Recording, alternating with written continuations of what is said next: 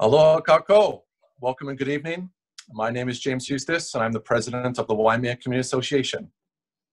Thank you for joining us online tonight, and welcome back to our second night of our Mayoral Candidate Forum series.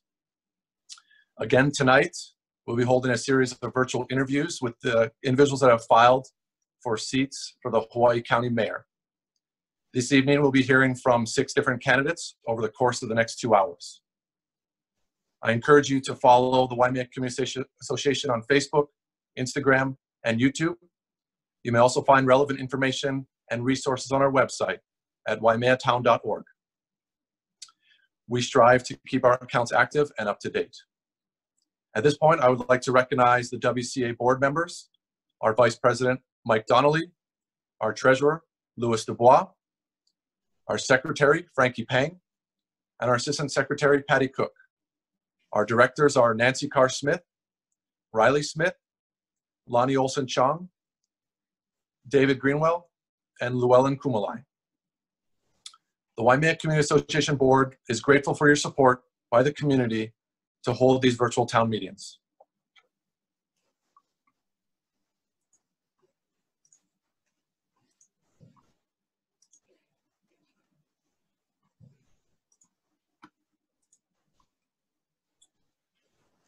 Last night, we heard from Neil Azevedo, Bob Fitzgerald, Wendell Ka'ehu'aya, Yumi Kawano, Mitch Roth, and Mike Ruggles. You are welcome to revisit the recorded live stream on the Waimea Community Association Facebook page, and we will also upload these recordings to YouTube later this week. As mentioned, tonight we'll be hearing from 6 different candidates. Though they're appearing in a different order, the alphabetical order of candidates for tonight is Paul Bryant.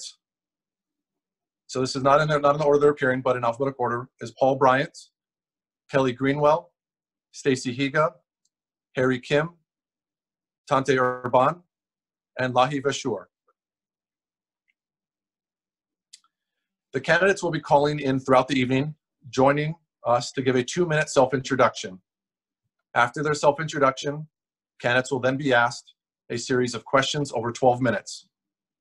These questions have been submitted ahead of time by community members. We are excited to receive nearly 100 questions, and we do apologize if your specific question was not asked this evening. But we have done our best to capture a wide range of topics. Questions were selected and consolidated based upon the consensus of input we received. We hope the questions asked of the candidates during this forum series better inform your decision during the election process, and especially for the August primary.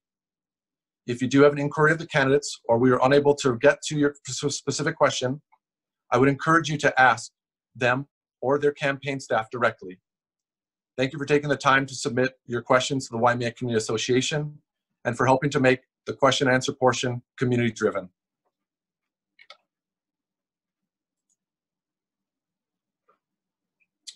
Candidates will be timed, and a bell will sound when their time expires. Candidates have been encouraged to keep their answers concise and direct for the benefit of them answering more of the community-generated questions. All candidates will have the opportunity to answer the same questions, time permitting. Each candidate will be on the video conferencing call for 15 minutes, after which they will be dismissed. Tonight, I'll be joined by 2 of our Waimea Community Association board members, Lonnie Olson-Chong and Riley Smith, as they assist in presenting the questions to the candidates. This evening, we are also grateful to have Sandy Ma back with us again. Sandy Ma is the Executive Director for Common Cause and joins us throughout the evening to provide important information about the voting process in 2020. Common Cause is a nonpartisan grassroots organization dedicated to upholding the core values of American democracy. They work to create open, honest, and accountable government that serves the public interest, promotes equal rights, opportunity, and representation for all. And they empower all people to make their voices heard in the political process. Common Cause Hawaii aims to strengthen public participation in government, curb the excess influence of money in politics, ensure that government serves the common good rather than special interests, promotes fair, honest, and modern elections, and fights for a vigorous, independent, and diverse media. Ms. Sandy Ma will share with us details about the vote by mail system, and this is a big step for us in our state as we transition to vote by mail. And we wish to help our communities learn more about this process. At this time, as we start our meeting, I would like to welcome Mayor Harry Kim in our meeting to join us on the call as he enters in here.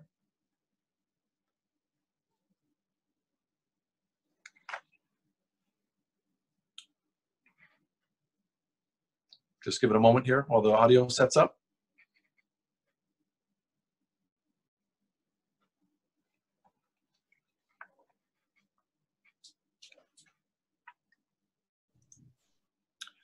Welcome, Mayor Kim. Thank you for joining us this evening. Okay, you hear me okay? Yes, loud and clear. Thank you, sir. Thank you for joining us. Every time these things work, you know, people my age, it's a wonderment of science. Well, thank you for joining us. It's great to have you here. I will now start the clock for your 2-minute self-introduction. So please go ahead when you're ready. Thank you very much. My name is Harry Kim, Mayor of the County of Hawaii. I really appreciate this opportunity to talk to you. I felt that the best thing to say is how it started in county government. First of all, I was educated in Hawaii, went to military, then went to Southern Oregon State University, got my bachelor's and master's there, and then returned here and spent the rest of my time here. In regards to when I first worked for county government, I think people may have heard of Law Enforcement Assistance Administration, and I was in charge of that. And shortly after that, in 1975, we had a huge earthquake, and the mayor asked me to take over the Civil Defense Agency at that time. And I decided to stay a couple of years and stayed there for 24 years. And at that time, wondering, you know, what was the best way to do it, I made a pledge of how I'm going to be of government, and I've kept that pledge to today, and I'll end with that. I just wanted to be a part of trying to make a government agency that people trusted. I thought it was so very important why we failed in 1960, 1975 in regards to earthquake and tsunamis. So many people died in Hawaii Island. And after research and review, it was strictly because of failure of government. And I made a pledge with everyone I work with, you know, to fix that. And the way to fix it is have people trust their government. And that's all I've stood for all of these years. I became mayor in the year 2000 to 2008 and came back in the past 3.5 years now. Thank you very much for this opportunity and ask to serve you again. Thank you, Mr. Kim. We will now move into the question and answer portion. So I welcome one of our board members, Riley Smith, to present you with a couple of questions for the next 12 minutes. Thank you. Aloha, Mayor Kim. Thank you for joining us this evening. Our goal is to give our audience an opportunity to get to know you better, to understand what your goals and objectives are, so that they can make an informed decision when they vote in the primary election on August 8th. We have allotted 12 minutes for this question and answer period. Take as much or as little time to answer each question. At the end of 12 minutes, we will conclude and get ready for the next candidate. Okay? First question concerns your administration. If re-elected as mayor, you will be tasked with reappointing department heads, deputies, some staff, and corporation counsel, totaling about 65 people.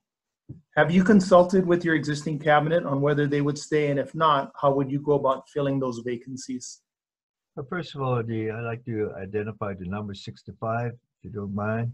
You know, that includes secretarial and deputies. As far as cabinets, it's only those department heads I appoint. The rest, I let the department head appoint their deputy, and I let the department head appoint the secretary. I made it a mayor's policy that the mayor's office, a person would not get involved in any of the hiring practices or contractual. And that was one of the things our pledge is to make county be trusted. In regards to consulting with people, in regards to coming back, I haven't talked about it much at all, truthfully. We've been, not to make excuses, but it's been really tied up on other kind of discussions, the virus obviously being one of them. But one of the person that I care not to address him now because I didn't ask, talk to him about, told me ahead of time that it is past time for him to take a break. He doesn't have much energies to continue after this term, so I definitely know I'll have one replacement. All right, thank you very much. A lead-on question, would you consider having a more geographically balanced cabinet? Will you commit to having your cabinet be available on both sides of our very large county each week? It's nice talking to you because you'll understand in regards to administration. Cabinet is picked in regards to where they can do the best job and the best person. Definitely some things are fixed, like the idea of having a deputy managing director in Kona, and that will continue. In regards to, I let the department heads pick their deputies, and like right now, they picked the deputy of Public Works to be there. Not Public Works, but planning to be there. I'm sorry, to get research and development to be there. And I've had Public Works deputy be there. Truthfully, all department heads pick their own deputies as for who they are and where they should be placed. As far as direction on who comes from them, because it has to be the right hand they trust in regards to where their assessment of where they would best be suited. All right, thank you very much. Next question concerns our economy. In light of the recent economic impacts of COVID-19, how would you move Hawaii County towards a more diversified economy? Please provide 2 specific examples of what you are doing to rebuild our economy. Number one, when the decision was made to close off the island and state of Hawaii from incoming tourists, intercontinental as well as the mainland, everyone knew that that was going to shut off our economy totally in regards to tourism. For example, everyone knew that when you made a quarantine, that you would have to stay here 14 days in quarantine at your hotel or your lodging. We knew that that would automatically cut off about 100%, close to 100% of Japanese tourists, because the vast majority of them rarely stayed more than 5 to 6 days. And so we know the impact it was going to make. In regards to what we've learned, we've learned it in the past, the severity of leaning so much on one basic economy drive, and that is of tourism. And to get them back here, I hate to say this, but the fact of the matter is that it's very little of the control of Hawaii. It is the policies of that place. For example, I'll give you a very ugly figure, and I'm sorry to go into a negative on this, but California is our home base in regards to connection for the West Coast and to the mainland. Everyone knows that. And it's shocking to learn that at this stage, because Hawaii is in such a good place, Mr. Riley, as far as where we are as of a number of cases. I think today marked over 2 weeks that the whole island didn't even have one positive cases. So I do keep track of the mainland to see what's happening in elsewhere of the world. And I think in the past week alone, California, just the state of California lost over 400 people, fatalities.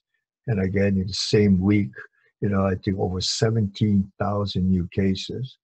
So although we are talking about recovery, I'm afraid most of the world that has been infected by the virus in the States, although they recovered in some states, many of them are still climbing. What the governor is talking about is recovery and trying to get people here as best as we can, because we are in such a good state. And that look at countries like Japan and Korea and New Zealand and Australia, that whose count is very low and similar or better than us, and see if anything can be worked out to have them come here. But on that, I will say this, I've accounted for why. I have notified everyone that before we do that, we have to have certain things in place as far as monitoring, ability to identify, ability to isolate. Because although we are in a good place, we cannot risk and how contagious this virus is of it coming back in a storm. All right, thank you, Mayor Kim. Next question concerns the budget. How will you balance the county budget with the projected reduction in revenue projected as a result of COVID-19? And would you consider furloughs, which is basically maintaining the same rate of pay but less hours for the employees, to balance the budget? Yeah, but furloughs means a cut in pay, obviously, that you cut out percentage. We've had furloughs before. If they cut out 1 day a week, that is approximately 20% of the salaries they will lose, and that's how you save on the money. In regards to, I think I made it quite clear that I feel that the vast majority of all the county employees are essential in regards to what they do. And our last alternative as far as cutting budget would be to be furloughed. When you furlough it, I considered we tried everything else in regards that possibly could prevent that.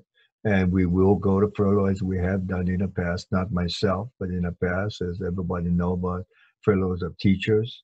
Matter of fact, the governor who has a very severe cut in revenues coming up, and this seemed to be, according to this morning's conference, less of a hope that the federal government will help state or county government. And if that does happen, the state may have to consider, I'll leave that discussion, for him. But Hawaii County, for the next fiscal year beginning July 1st, our budget is already set, and for a year's time, we have made our cuts, and furlough would not be necessary, at least for the next fiscal year. But during that time, obviously, we have to look and prepare for anything that might come our way. And again, I'll conclude, furloughs naturally has to be considered. But as far as our budget, I've stated to the council and everyone else, that would be the last alternative to seek, because that is a cutting of personnel, and personnel means cutting of service to the people. All right, thank you, Mayor Kim. Next question concerns energy. What have you done to enable Hawaii County to become energy self-reliant and reduce our dependence on fossil fuels? I think it's an ongoing thing for everyone. I guess government, first of all, should set the example, and hopefully we're trying to do good on that, of showing the support of solar energy or electrical cars. But above that, make sure that consumption is less. But in regards to production, I think it's a common knowledge of the county government support of geothermal, county government support of solar energy, and that will continue. All right, thank you very much. A lead-on question to that, do you support hydrogen as an alternative fossil fuel for transportation? Oh, yes. One of the things that the question was asked of me today is, what are the alternatives to the problems of solid waste? Because a lot of the things are recyclable, the redemptions of plastic and other things have stopped because the market has stopped. China was our main market in regards to things of recyclables. I don't know if any of it will really come back for a while. I'll give you a perfect example of change, Mr. Riley, of things of that. Not too long ago, if you had a junk car, the demand of steel of that car was very high, and you could get anywhere $400, $500, $600 for your car.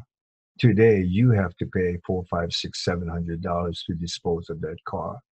And waste to energy, and anytime in regards to solar energy, but hydrogen, I think is a very viable thing to seek. This is using, I think, of all solid waste, including things of green waste, even tires and those things that possibly could be converted to combustible energy, hydrogen for energy. All right, thank you, Mayor Kim. Next question concerns agriculture and food security.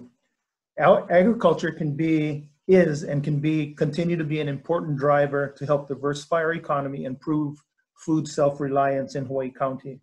As mayor, what have you done to support the agricultural industry? Well, the one thing, just going on discipline, one of the things that I really was excited about, I thought directly talking to farmers, especially in the Waimea area, if you recall that we had a very good chance in regards to a ferry system, and they used to fantasize and talked about just drive your truck on, don't have to pack anything or take it down the pier or anything, and just drive it off and then drive it back after you unload. That just indicates the element of one of the biggest problems of ag to make it profitable is to find a market. And secondly, outside of the local market, a transportation to that market. And we have to do everything we can to assist the farmers. They're farmers, and I think it's government's job to provide the infrastructure of transportation to help them. And one of the things that have been, not the learning, but things that have been promoted on this island and elsewhere in regards to ag is to support local. And I think it's very important, even when this is through, we continue to drive supporting local to encourage farmers to continue growing. All right. Thank you, Mayor Kim. And I know your family has been very involved in the agricultural industry, so appreciate that. Next question concerns homelessness and houselessness and affordable housing. And I think we're kind of winding down to the last minute or so. So I know you're planning something by West Hawaii Civic Center. If you just want to comment on your projects to address the homeless issue on this island. I know the impatience, and rightfully so, on the west side, because we started that project some time ago. But that, funding is always a problem, and we have so good fortune that the legislature passed the Ohana zoning, and we were ready to apply for it. We applied for it, and we got programs, and I stress the word programs, for Hilo and Kona. The Hilo one was completed at the Old Memorial Hospital. The requirement of Ohana zoning is it had to be a program and not just a shelter, and also that you had to own the property, either state or county, and not just rent the land. On the Kona side, we are in the process right now because the procedures of acquiring that land from the state, the legislature has been completed. Thank you, Mayor Kim. That's 12 minutes there. Appreciate your time. Thank you for joining us this evening. Mahalo. Mahalo to you. Thank you very much. Thank you, Mayor Kim. Thank you. Thank you. Aloha. Aloha. At this point, I'd like to welcome Sandy Ma back into the room here, as she will enlighten us about the vote by mail process and the voting process for 2020. Thank you again, Sandy Ma, for joining us. And I'll put up a couple slides here to illuminate more about what she's talking about. So thank you, Sandy. Hi, thank you for having me, Waimea Community Association. I hope everyone knows that we will be voting by mail in 2020. And what this means is that every registered voter will be getting a ballot package in the mail 21 days before the election day. And that means you'll be receiving a ballot package in the mail around July 21st, which is 21 days before the August 8th primary elections. So please register to vote. You can register to vote online at olvr.hawaii.gov, olvr.hawaii.gov, or you could call your elections office, your county clerk's office for the elections division to get to register to vote. So our primary elections, like I said, is on August 8th, and you will get a ballot package in the mail. You should already have started to receive information about vote by mail.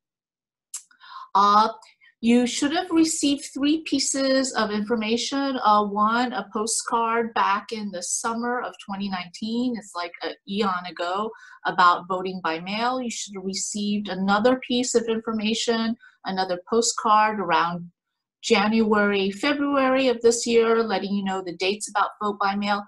And most recently, about a month ago, you should have received a yellow signature capture card. I don't know if anyone can see my screen. Let's see. I don't know if anyone can see my screen. It's a yellow signature capture card, and this is the 3rd piece of information from our elections office about voting by mail. And this signature capture card is fairly important. This is to update your signature if you are already a registered voter in Hawaii. And the reason this is important is so that as we are entering into vote by mail, this is how your ballot gets validated in the system. As we age, as we grow older over time, our signature changes. And so they are doing this to capture our most recent signature that we have in the, and so what happens is they would like you to update your signature so they could scan it into the system to have the most updated signature on file, so that when you get your ballot package, you sign your ballot, send it back in, and so they could scan it and match it against the most updated signature that you have, that you've sent back.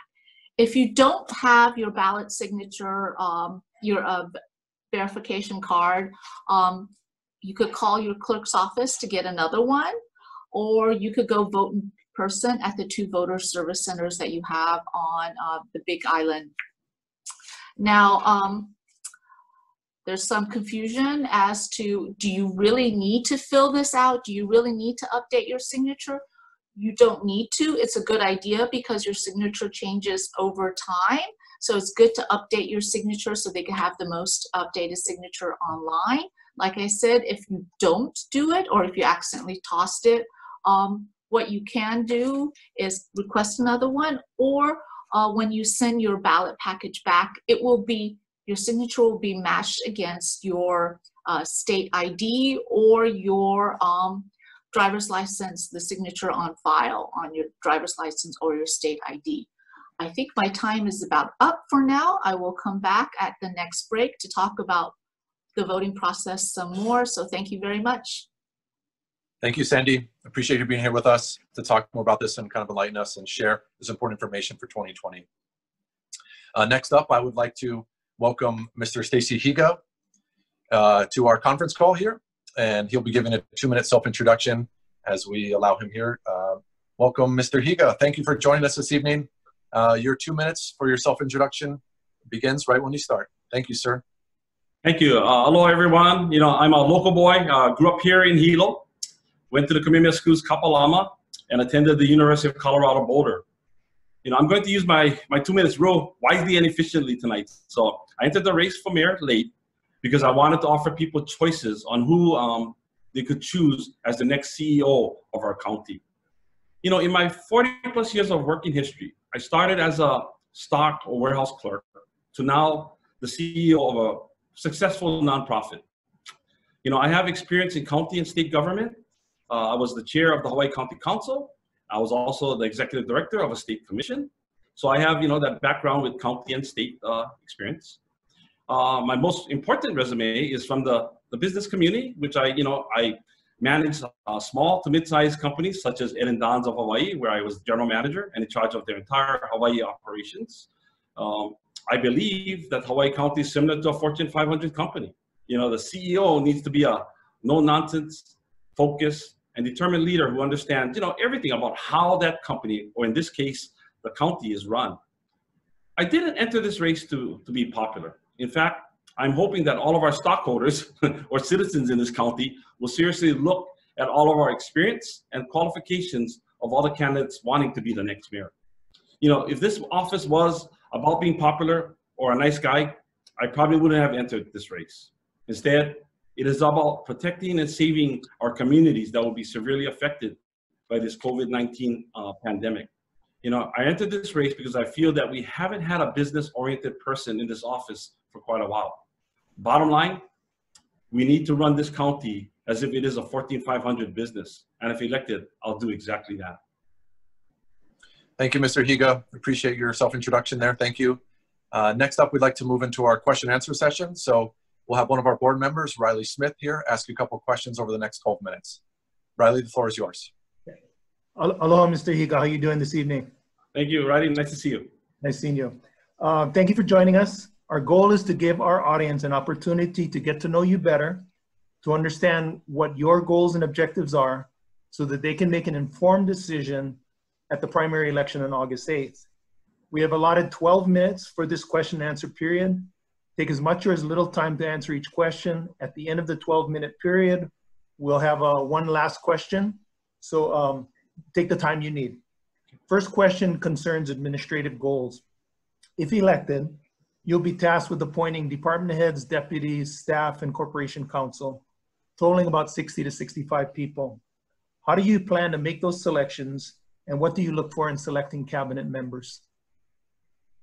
Thank you. Great question, Riley. You know, I already stated on my platform, on my Facebook and my account website. You know, I already believe that I'm going to hire the best and the brightest from our community. You know, I will, as other mayors have done, you know, appoint either a deputy director or a director to work out of either the Hilo side or the West Hawaii office side. The difference, though, for me is I will give operational authority and autonomy to each person for that half of the island. So when I, you know, come to the West Hawaii Civic Center, for example, to work, which I will do a lot, you know, if I'm elected, all of my directors working in the West Hawaii side will be making decisions with me concerning and affecting only the West Hawaii side. That's, you know, that's a very different and distinct different from what previous administrations have done. And, the reason I'm doing that is that type of leadership arrangement allows for a faster and more efficient decision-making process to take place. Thank you very much. Next question concerns the economy. In light of the recent economic impacts of COVID-19, how would you move Hawaii County towards a more diversified economy, and give us 2 examples? Thank you. Definitely COVID-19 has exposed our dependency on tourism. We definitely will need to reinvent and figure what our next tourism strategies will be. And we're going to have to do that pretty quickly. Yeah. Diversifying our economy is imperative. Because of my business background, I totally get that. And I have an abundance of ideas on how to get this done. Construction, for example, will be critical in keeping our economy alive. Agriculture is another industry that needs county support, to granting aids, to make sure our farmers have the delivery and export aspects of their operations covered, because they're great at growing, but sometimes they're not the best in, moving their products to market. So the next mayor will need to act and deliver on diversification. This is where I think my business background separates me from a lot of the other candidates. And I think that'll pay big dividends if I am elected mayor. Thank you. I'm going to lead on to one of your questions about talking about construction. What is your position on supplementing construction activity in the community through county capital improvement projects? Oh, absolutely. Capital improvement projects are so very, very important, Roddy, because, if I'm elected mayor, one of the things that I'm going to do is I'm going to make sure that all the shovel-ready projects, for example, paving roads, yeah, we're going to expedite whatever the cost of paving roads will be. I'm going to be able to talk to the various contracting companies out there and say, look, profit motivation is out of the picture right now. We just need to keep our employees and your employees receiving paychecks. So I'll do whatever I need to do to, expedite building permits, whatever it takes to keep our construction industry going. All right, thank you very much. Next question concerns the budget. How do you plan to balance the county budget with the projected reduction in revenue, and will you consider furloughs if necessary? Furloughs, I'll take that part first, right? Furloughs should be like, the ultimate last thing that we do. The reason it does have unintended consequences as it does affect our county workforce in how they conduct their way of life. So that would, everything should always be on the table, like anything possible, but that'll be like my last option that I would do. Balancing the budget is all about making sure, it's about, expenses do not exceed your revenue sources. Yeah. So we all know that our revenue is definitely going to be affected. So we need to make sure that the next administration, will be streamlining and cutting the expenses side of the ledger. I would embark on letting, for example, attrition and maybe, of county workers as they move on and retire, not replacing them as quickly, making sure that technology and innovation are key aspects in helping to, make government more efficient. Like every household budget, yeah, we need to tighten and watch our spending. So my administration would look at every expense as, nice to have versus a need to have type of thing, and then move appropriately. All right, thank you very much. Next question concerns energy. How will you help Hawaii County become energy self-reliant and reduce our dependence on fossil fuel? We all know Hawaii has a renewable energy mandate. Like anything else in life, if you believe in truly making us energy self-reliant and reduce fossil fuel dependence, you need to walk the walk instead of just talking the talk. So I would work on making sure that all county facilities are energy efficient. For example, with LED light conversions, maybe working to remove or replace some older, inefficient AC units. Maybe even voluntarily asking county workers to raise the AC temps in our offices. A lot of people like 69 degrees, 68 degrees, or 70 degrees. Maybe we can have them move those temperatures up to 74, 75 degrees. After all, we live in Hawaii. But most importantly, the mayor and administration needs to really promote and invite private industry and give them incentives to bring their renewable energy programs to our island. Okay, good. Just a real quick question on geothermal. What's your position, yes or no? Oh, I'm for any. Geothermal. I'm for hydrogen. I'm looking at any and all things that are out there that's a renewable energy source. I'm all in. We need to really investigate and look at it. Thank you. Next concerns agriculture and food security. Agriculture is and can continue to be an important driver in our economy, and improve our food self-reliance. If elected mayor, what is your vision for agriculture, and share a specific strategy?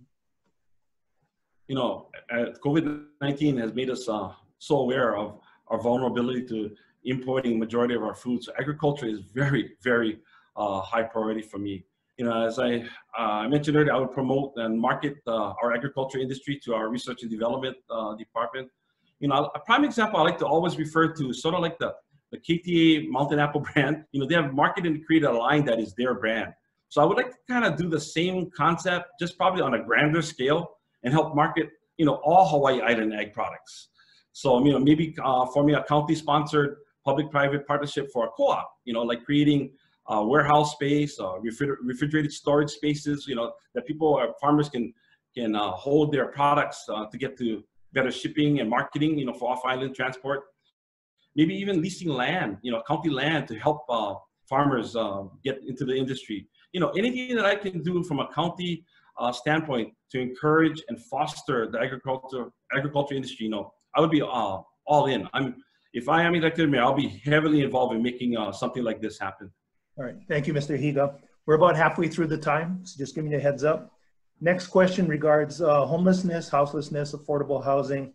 What's your position on that? What is your solution?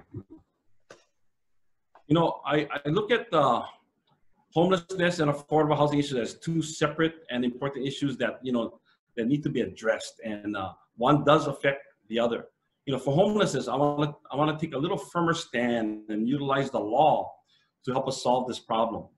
You know, I'm looking at county-sponsored, like a rehabilitation or Ho'oponopono facilities to help tackle this problem. You know, I feel like we just cannot keep throwing money at this problem and keep hoping that it's going to end up going away.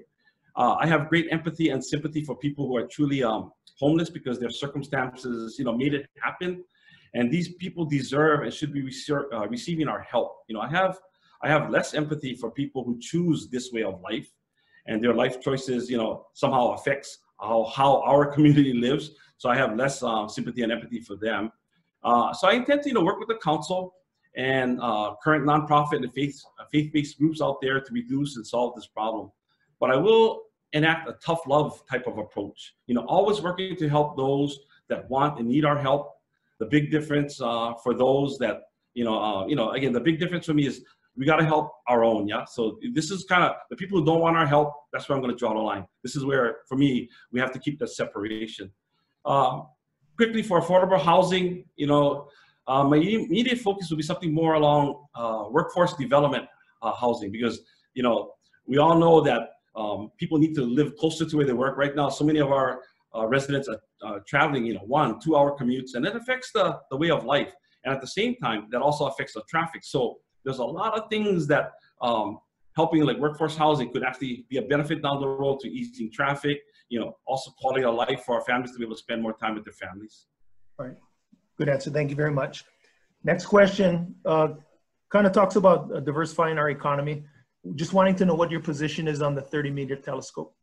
Oh, 30-meter telescope, I'm all in. I think, you know, astronomy is just as important as every other industry out there, whether it's construction, you know, hotels, tourism. Astronomy is it's already part of our history here on our island. So at the same time, I also realized that, you know, the Hawaiian issues are a lot more than just the TMT. So as a native Hawaiian, as a person who understands how sacred everything on our island is, I was taught, you know, from the ocean to the mountain and everything in between is sacred. So if I'm elected, I support TMT because they went through every single process. They have the Supreme Court upheld their permit. So it's, as far as I'm concerned, it is good to go. At the same time, I want to figure out to be that the mediator. I want to be the person to stop having our communities fight against each other. And so I want to be the one to help solve and address some of the other Hawaiian issues that much greater than TMT. Okay, thank you very much. We got about 2 minutes left. I'm going to hit 2 more questions. One is just real quick. You know, we have a lot of invasive species issues: dengue fever, rat lungworm, rapidohea death, fire ants, coqui frogs, spittle bug, coffeeberry borer. What are your solutions? How can you support minimizing the impacts of those alien species? I was on the council way back when the Coqui Frog first came in. We missed a great opportunity back in 2004, 2005, when it was basically, localized in the Hilo area. In fact, it was down at 4 Mile Bridge when, I remember the county deploying all their resources. So, we have done a little bit better in making sure that our ports and our entries to safeguard against invasive species coming here. At the same time, we need to figure out, we've done a good job in working with people like the Youth Conservation Corps, Kupu, for example, out there in the wilderness, trying to bring back the native fauna. So I think county government as a whole needs to do a better job in participating and protecting our environment. So if I'm elected mayor, it'll be a top priority for me. But at the same time, the Coqui Frog things is one we're going to just continue to try to do what we can. But I think that ship has really sailed as far as I'm concerned, Riley. And I think some of the other islands are knowing that, and they actually take great measures to make sure that the Coqui Frog does not come to their island. And so same thing, we need to make sure we're proactive at our ports and our ports of entry to make sure that other invasive species do not arrive. Okay, sounds good. Last question. What are you most proud of in your career that you have accomplished? The proudest thing in my career has been coming back and revitalizing Naleo TV. From a company that was only 6 employees, now we have 17. A company that had only $1 million in revenue a year, now I got them up to $2 million. A company that had only a book value of $7 million, now it's over $12.2 million. And then just providing the opportunity to give back to our community in ways that it was never done before. So that to me has been my greatest accomplishment so far. Proud of that accomplishment. Very proud. Awesome. Thank you, Mr. Higa. Good luck. Thank you. Aloha. Thank you, Aloha, Mr. Higa. Thank you for joining us this evening. Appreciate your time and spending with us here online. And thank you. All the best. Aloha. Thank you very much. Okay, and at this point, I'd like to welcome back Sandy Ma with Common Cause, Executive Director of Common Cause, to provide some more updates about our vote by mail process and 2020 voting. Thank you, Sandy, for joining us again.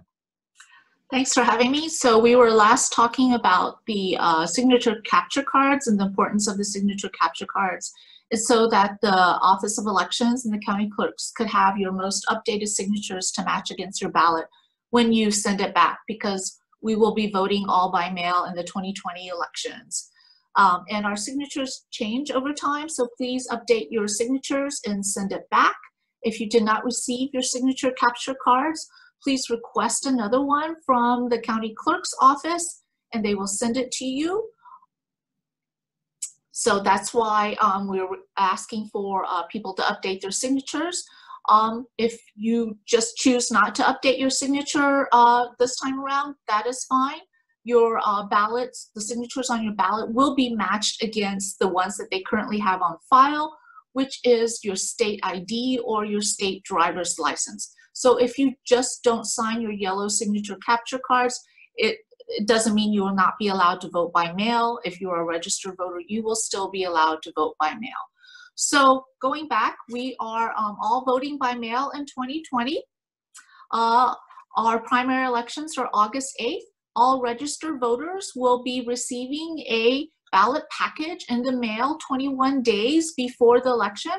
So that means all registered voters will be receiving instructions on how to vote, the ballot, a secrecy sleeve, and a postage prepaid return envelope on July 21. So start looking for your ballot packages on July 21 for your primary elections on August 8th.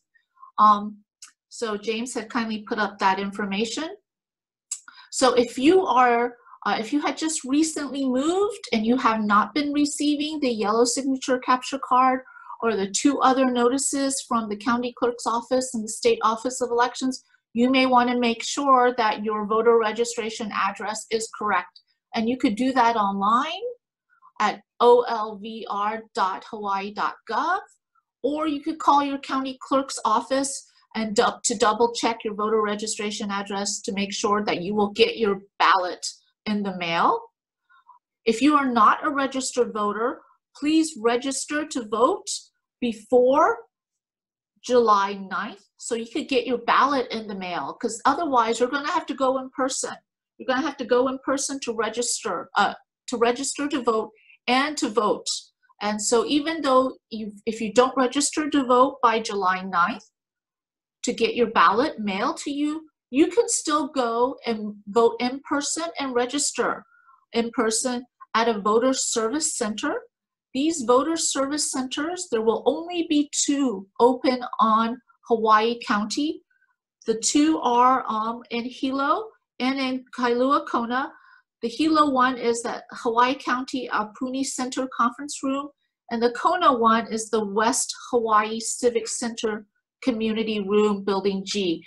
And James has kindly put the information up on there. So the 2 voter service centers are open 10 days before Election Day. So the first time they'll be open is 10 days before the August 8th primary. And these voter service centers allow you to personally drop off your completed ballot, allow you to register to vote if you're not already a registered voter, and vote because we have same-day voter registration. And if you have questions about how to complete the ballot, please go in and to a voter service center and ask questions. Thank you so much. I will be back in about an hour. Thank you, Sandy. I appreciate those updates. And Sandy will be with us throughout the night to give more information about this and share some updates and important information about voting in 2020. At this point, we'll welcome our next guest on the call here, Mr. Paul Bryant, our next guest here. So we have, once again, we have 4 more guests this evening. And welcome, Mr. Paul Bryant, for joining us on the call. Your self-introduction. I hope I'm connected. Yes. Am yes, I connected? Yes, you are. Absolutely. Thank you, sir. Okay. You'll have 2 minutes now to give your self-introduction. Thank you. Thank you very much. Appreciate it. Paul Bryant, I've been here for 30 years as of this year. I came to Hawaii from Japan, where I spent 36 years. I was a roving journalist, cultural affairs, art critic, gallery owner, and a few other things. I taught university level languages in Japan, Swahili and English. That's about Japan in a nutshell. And then when I came to Hawaii, I began a farm, a sheep ranch. We produced about 120, 140 lambs every spring, and also opened up a fine arts gallery. So if you've noticed my name, it says Paul Omari Bryant, and well, a lot of people know me by my middle name, Omari. Omari Sanju is the name that I wrote my books under. I've written 6 books and in the process of writing the 7th. I belong to 4 nonprofit boards, or I'm the board of 4 nonprofits.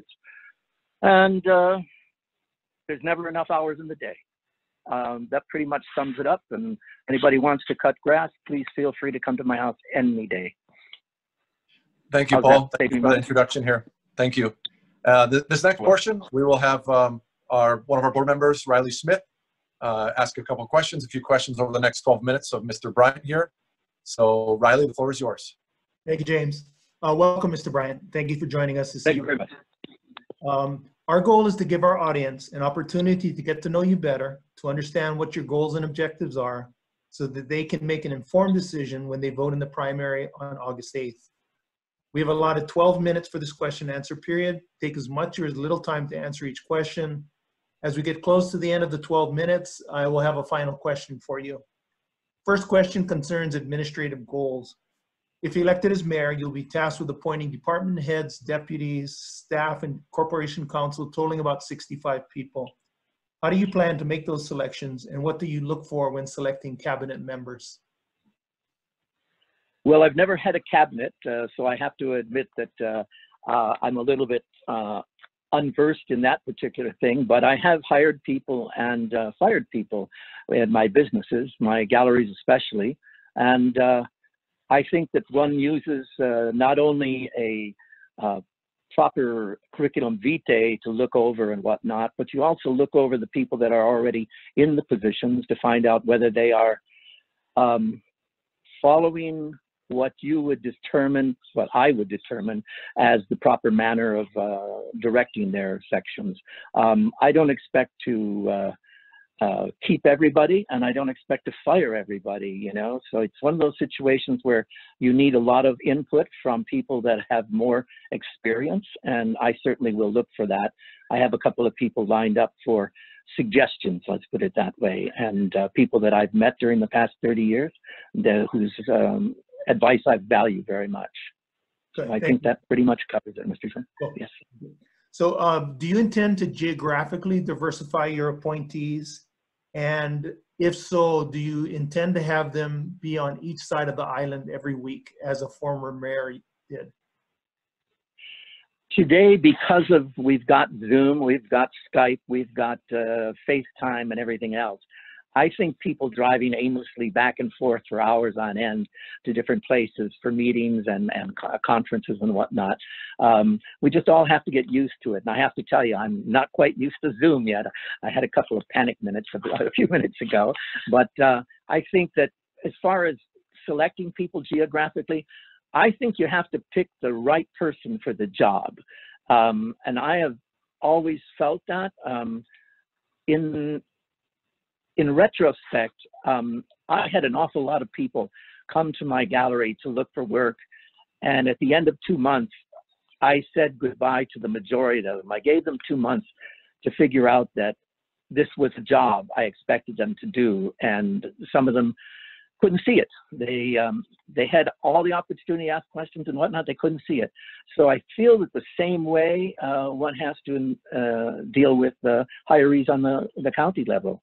I would like to see 2 permanent positions, and I want to call them, for lack of something else, a vice mayor for the West Hawaii and a vice mayor for East Hawaii. People that would be my eyes and ears on site all the time, so people could talk to them directly as though they were talking to me if I wasn't immediately available. I would really like to see that as an opportunity to keep my eye and ear to the ground and my eyes on the situation. So whether that's possible or not, I'm not sure, but we'll certainly find out. All right, thank you very much. Yes, sir. Next question concerns the economy. In light of the current impacts of COVID-19, how would you move Hawaii County towards a more diversified economy? Provide 2 examples. Well, one of the things that's always bothered me is that there's a lot of talk goes on about how Hawaii County could be the state's breadbasket. And having been in the business of ranching, albeit I was not a rancher when I came here from Tokyo, I can promise you that. You can't ranch cats, and that's all we had in Tokyo. But ranching sheep was a real eye-opener. But the bigger eye-opener was marketing and things like that. And so we fall down when we treat the agricultural sector, taxes especially. When I changed from sheep, agricultural use of my property, from sheep to crops, my taxes went up tenfold. My evaluation of my land went up tenfold, not the taxes, but the evaluation of the land went up tenfold. That didn't quite make sense to me. It still doesn't make sense to me, because people that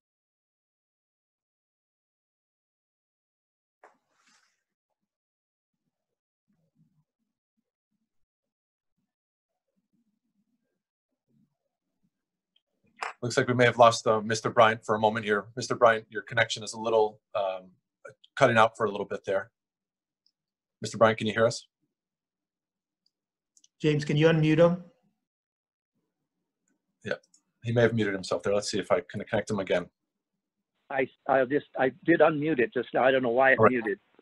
There you go, Mr. Bryant. You're back on the air. I apologize. Yeah, maybe I pushed the button while I'm holding this thing.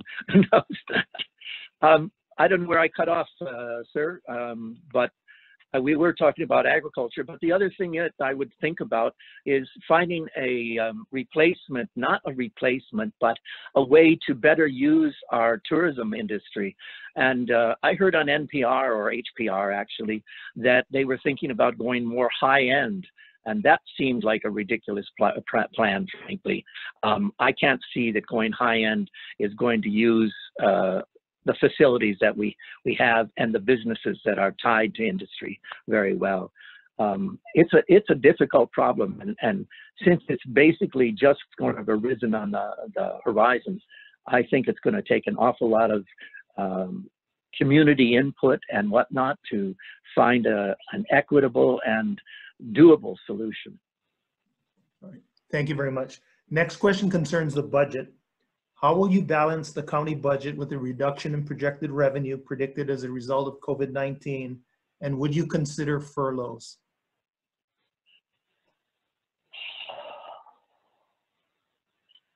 You guys really picked some good questions, I tell you that, you know. Although furloughs are not in my focus, I do know that a lot of people complain, the local populace complains that, one, they spend too much time getting through to an office, they spend an inordinate time getting letters answered and whatnot, despite the laws that way. So it seems to me that focusing on the operation of the people that we have now and seeing if there's a way to trim the budget there, early retirement for one thing, and then perhaps, you know, just evaluation, letting people go because of evaluations. And evaluations are important. I know that from my own situation. If you cannot see the benefit of having an employee, then that employee perhaps needs to do something else. And so I would say that the whole budget thing, especially now, is going to be a precarious situation. People are not going to be happy. I'm sure of that. And it's not going to be one of those things that's going to go away in a year or 2 years. We're talking maybe 3 years down the road. We're going to have a tough road to haul. So I'm certainly open to suggestions, and anything that could benefit us as an island and a county, I'd be happy for. But you cannot go for grants and things like that on a situation like that. Did that solve your question, or make me look like a fool? Thank you. What's that? I understand your position. Thank you. Next question concerns energy. How would you help Hawaii County become energy self-reliant and reduce our dependence on fossil fuel? Okay. What's happening with NELHA? Why are we not doing anything with the cold water electrical program that they had? Why are we not doing large-scale solar farms that we possibly could put in rather barren areas that wouldn't be affecting, you know, somebody nearby? Wind turbines, offshore wind turbines. Is the ocean scenery so sacrosanct that we couldn't have off-site wind farms? I mean, you just look at what's going on around the world, and other people have accommodated things like this, you know, and we're not. And as far as geothermal, which everybody, it's a mixed opinion on it. Let's put, everybody has a different opinion. Let's put that. If there's 100 people, you'll have 55 different opinions. Geothermal is certainly a possibility, but it's a difficult positioning place. You know, where do you stick it? We already have a problem with the one geothermal that we have, in as much as the people nearby really hated the idea and needed to be bought out. So there's all these opportunities to move us farther and farther away from a fossil fuel within a reasonable time. And I think that we have to look seriously at all of them and do what we can to put at least as many as possible into operation as quickly as possible. Wind turbines, sun, water, we got it all. So why aren't we using it? All right, thank you very much. Next question concerns homelessness and houselessness. What is your position on homelessness, houselessness, affordable housing, and what solutions do you foresee? The solutions I foresee are going to cost. They're going to cost taxpayer money.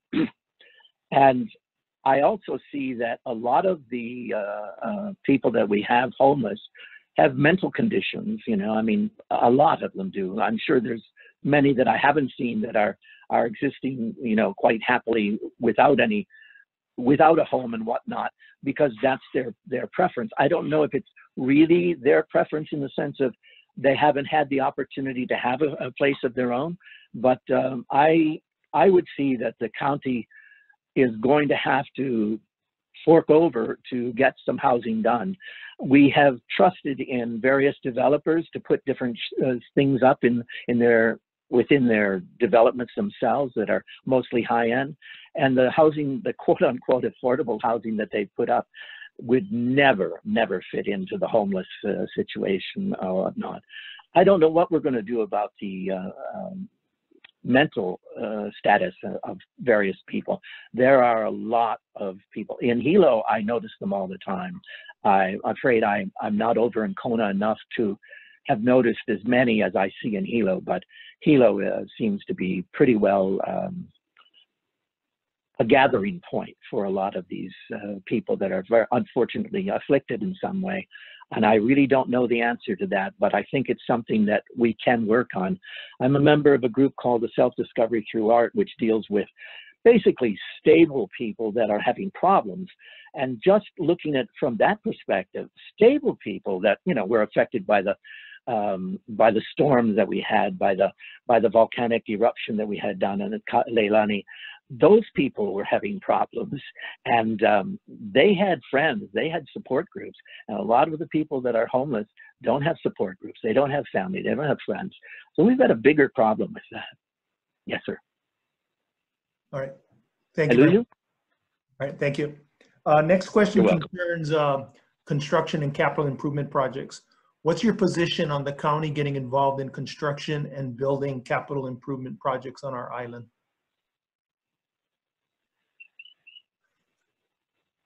Construction as per buildings, I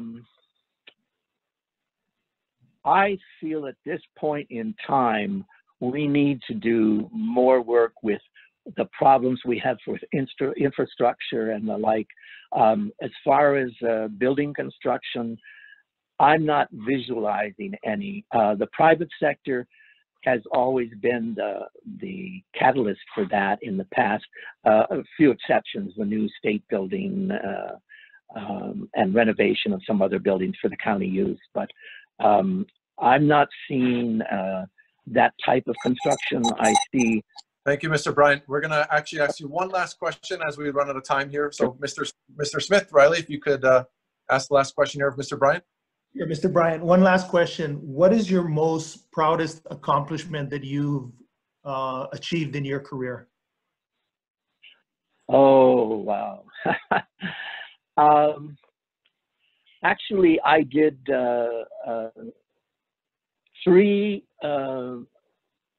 benefit exhibitions in Japan at the American Embassy, the British Embassy, I beg your pardon. We start with the British Embassy, the American Embassy, and thirdly, at the Canadian Embassy.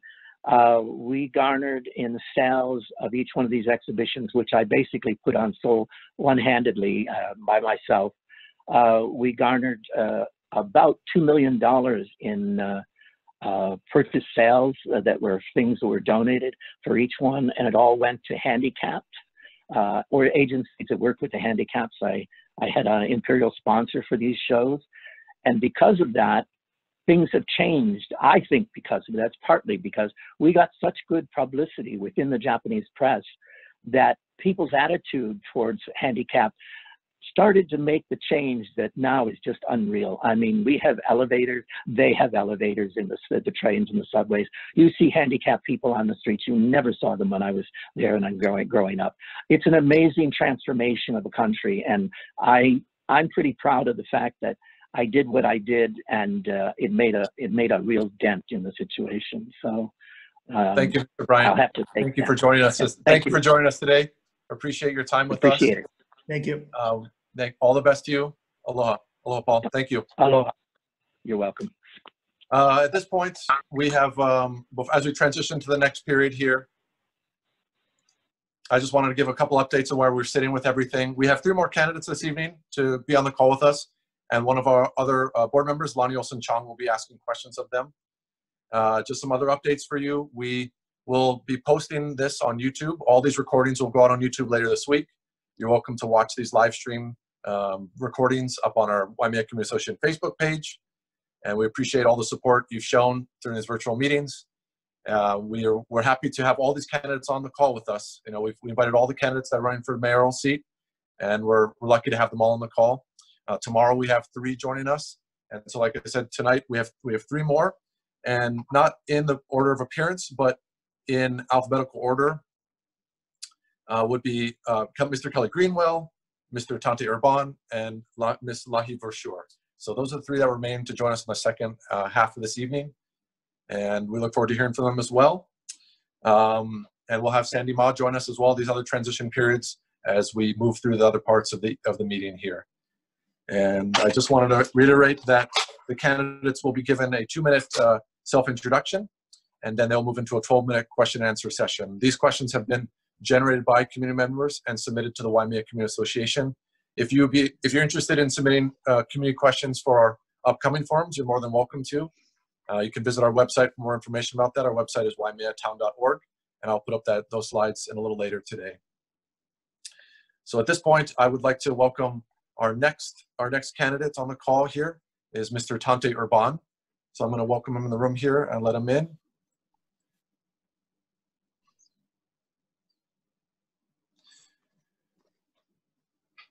And he's connecting in a moment. So yes, so thank you for joining us again. We've received over 100 questions on this, and we hope to capture a wide range of topics on a number of different issues that concern the community across the island, and especially in North Hawaii where we reside.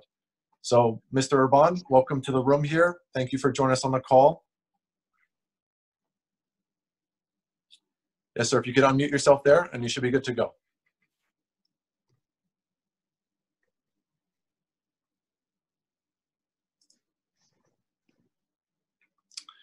One second, please. Mr. Urban, can you hear us? If you could unmute yourself, please.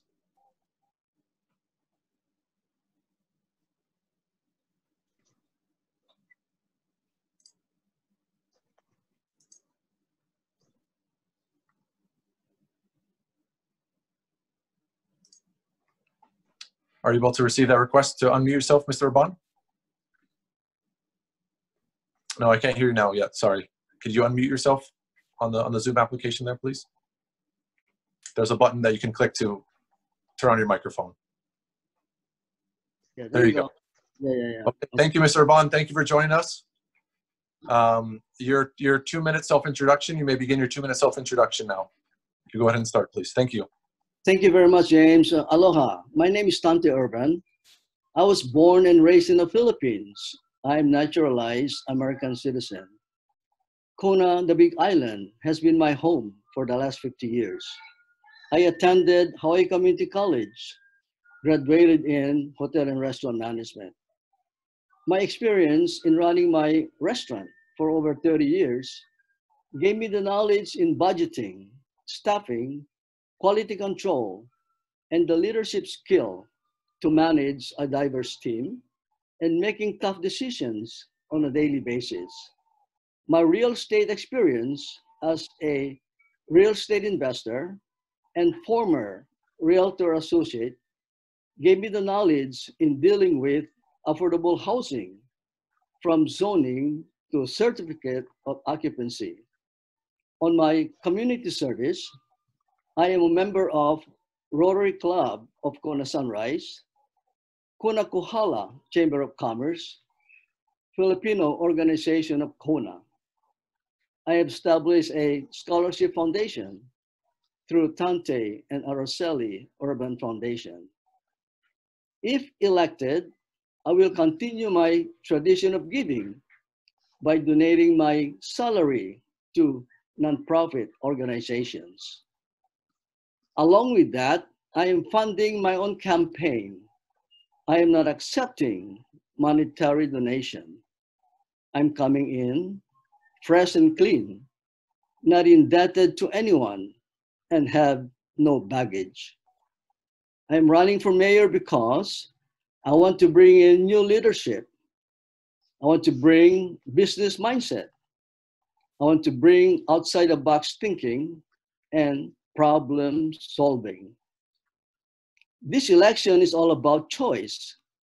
Do we want to keep the status quo, the politics as usual, or elect new leadership? I am ready to work for you. I humbly ask for your vote. Thank you. Thank you, Mr. Urban. Thank you, Tante. And now I'd like to welcome Lonnie Olson-Chung, one of our WCA board members, to the floor to ask you a couple of questions over the next 12 minutes. Lonnie, the floor is yours. Mahalo. Aloha, Mr. Urban. Thank you for joining us this evening. Aloha, Lonnie. Can you hear me? Yes. Okay. Thank you. Tante, please. Tante, please. Thank you, Lonnie. Okay, Tante. Our goal is to give our audience an opportunity to get to know you better, to understand what your goals and objectives are so that they can make an informed decision when they vote in the primary election on August 8th. We have allotted 12 minutes for this question and answer period. Take as much or as little time to answer each question. At the end of the 12 minutes, we will conclude and get ready for the next candidate. Our first question deals with administrative goals. If elected, you will be tasked with appointing department heads, deputies, some staff, and council, totaling about 60 to 65 members. How do you plan to make these selections, and what do you look for when selecting cabinet members? Oh man, that's a good one. My administration will be a proactive administration. We will look around the island for all those applicants. We will go through an application process where all applicants has to apply for the job. And we will consider all the applicants in all the 9 districts of the island. My 16-point vision board calls for transparency and equal representation. We will make sure that we have an equal representation on all 9 districts of the island. Great, thank you. The next question has to do with our economy. In light of the recent economic impacts of COVID-19, how would you move Hawaii County towards a more diversified economy? Please provide 2 specific examples of what you would do if elected to rebuild our economy. Thank you. Because of the COVID-19, we all need to make drastic changes and big sacrifices. If elected, here's my plan. No tax increase. We will cut real property tax. Give more our people spending money. We'll reduce the budget and we will balance the budget. Cut down essential spending. Non-essential spending. Require each department to cut expenses.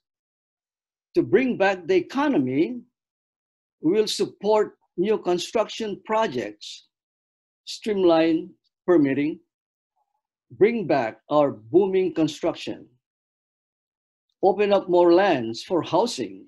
It will bring down home prices and provide jobs. Encourage and incentivize formation of new businesses. Buy local and support local.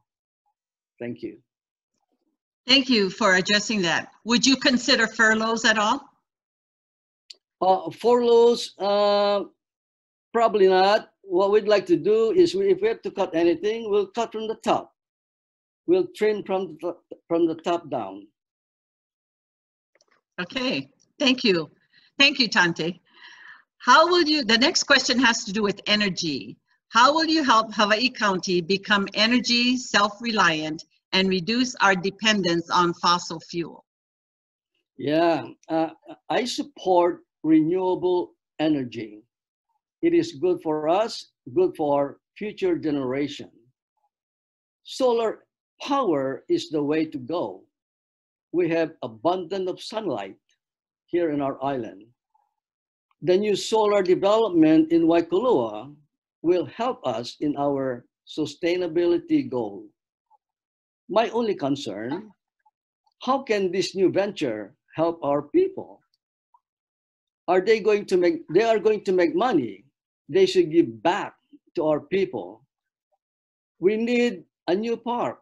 We need a sports venue in Waikulua. I support new housing development attached with some form of renewable energy. Of course, with tax break to the homeowner. Thank you. Thank you, Tante. Moving on to agriculture. Agriculture can be an important driver to help diversify our economy and improve food self-reliance in Hawaii County. If elected, what is your vision for agriculture? Yes, agriculture. I support diversified agriculture, say in hydroponics, aquaculture, poultry farm, piggery farm, and among others. We will offer incentives and tax credit to start-up farmers. I will advocate and work with landowners by leasing smaller parcels for micro farming. We need a slaughterhouse to do packaging and branding so we can market our products locally and nationally. Thank you. Thank you, Tante. The next one has to do with homelessness and houselessness. What is your position on homelessness, houselessness, and affordable housing? And what solutions do you see? Homelessness. Yes, regarding homelessness, I know a little bit about homelessness because one of my apartment buildings is rented out to a nonprofit organization. They do clean and sober housing, and I understand the need for this kind of program. We have to continue funding nonprofit that supports the homeless, expedite construction of that transitional housing there at the Civic Center, and look for additional, more transitional housing as need. To address the extreme homeless, here is my solution. First, we need the land. On it, we will build a Kukua homeless village, a sustainable learning and sports village, a safe place for the homeless to hang out, to get them off the street. We will provide sports activities, books, computers, and television to keep them busy. Set up support services and organizational structure to maintain their own village. That's a plan. Thank you. Okay, thank you. Next one has to do with planning and construction. How important do you feel it is for the mayor to promote and support capital improvement projects on our island? Oh, it is very important. Planning is very important. You know, the saying goes, if you fail to plan, you are planning to fail. Our roads are maxed out and all worn out. Kuakini Highway is bumper to bumper, very bad. Puna Recovery, they need help. Let's get it done. Our wastewater treatment plant in Kealakehe is overburdened. Landfill is still the same problem, and so on. If elected, my administration will be proactive administration, not reactive. We will get things done. Thank you. How would you improve the permitting process for building and construction and grading permits? Permitting process, yes. I have an experience with that, Lani. My application took about over 2 years to get it approved. And finally, it's been approved. So I propose having to restructure that department where we appoint a position to work on those unfinished plans. That person, that position rather, will be the liaison between the plan reviewer and the applicant. That person will then disseminate the information, whatever is needed, to the applicant. I think the process will go much faster because you have a person working on those applications. Thank you. Okay, thank you, Tante. The 30-meter telescope, what is your position, yes or no, for or against? You know, I support TNT. In my 16-point vision board, that's been up for about 8 months or so, is calling for my support for TNT. That's a short answer. I support TNT. Okay, thank you. The next one has to do with emergency response. Hawaii County is susceptible to many environmental disasters, not limited to hurricanes, tsunamis, earthquakes, and volcanic activity.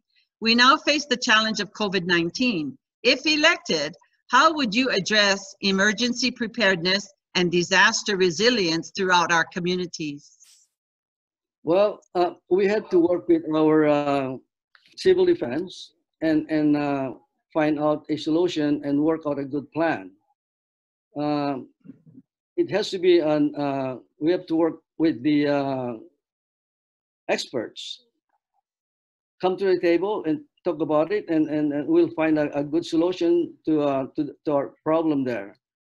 But you know, the COVID-19 is a good learning experience for us because our island needs to be sustainable, and I believe that we have to bring our diversified agriculture and have more sustainable agriculture here. So that will be my plan. We need to enhance agriculture. We need to be sustainable in that area. Thank you. Okay, thank you, Tante. Invasive species have severely impacted our island. We had dengue, rat lungworm, rapidohea death, and pest fire ants. What is your position on that, and what solutions do you have? Yeah, we have to work with the state, Department of Health, with the Department of Ag. We need to find solution for that. We'll seek their support. That's all we can do. Talk to them and seek their support. Okay. I'm not sure on the time. I think we're getting toward the end, but if you can share with us your most proudest accomplishment in your career. My accomplishment. Well, I have operated my restaurant for over 30 years. My motto is the 3 Gs. Is the good service, good quality, good price. These are the ingredients of a successful operation. If elected, I will bring these qualities to government. I will improve customer service. I will improve quality of roads, our parks, our infrastructures. And of course, we will do it as the lowest cost possible. The 3 Gs. Thank you. Thank you so much, Tante. We really appreciate you joining us tonight. Did you have anything else you wanted to say? Thank you for having me. Okay.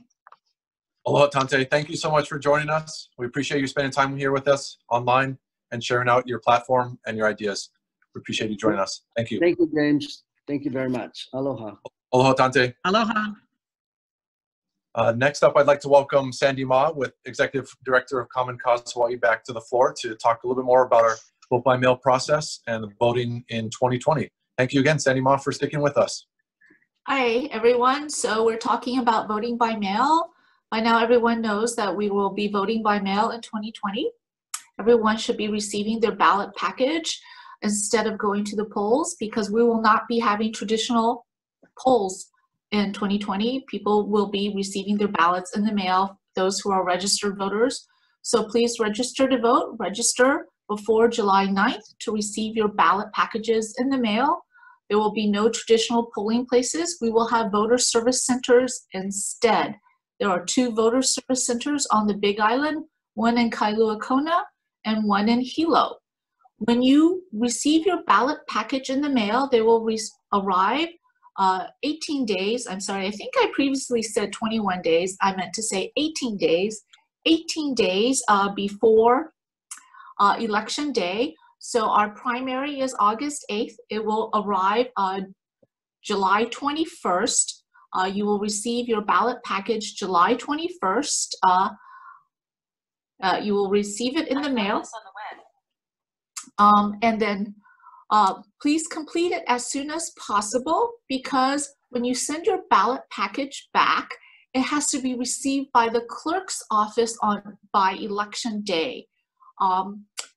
So postmarks do not count. So when you get your ballot package, fill it out as soon as possible and send it back. And so the postage is prepaid on the ballot package.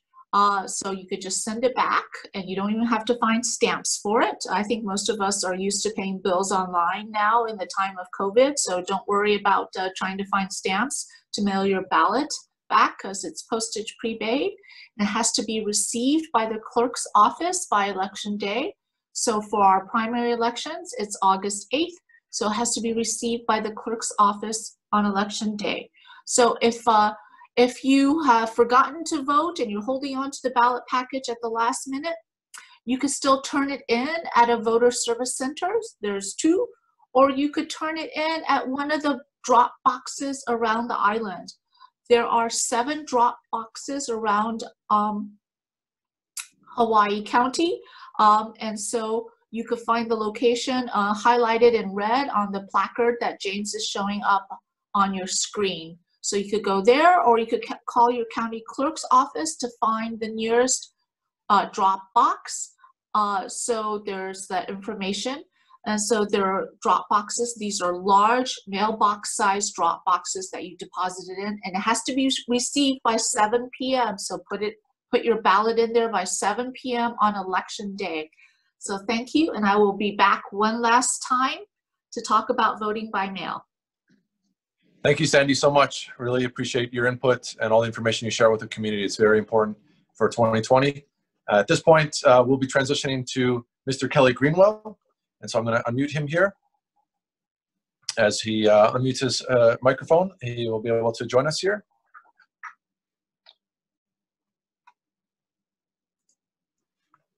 Did you get that? There you go. Mr. Greenwell, thank you for joining us.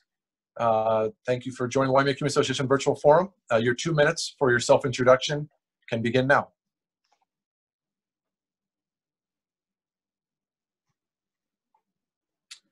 Mr. Greenwell, I don't hear you actually.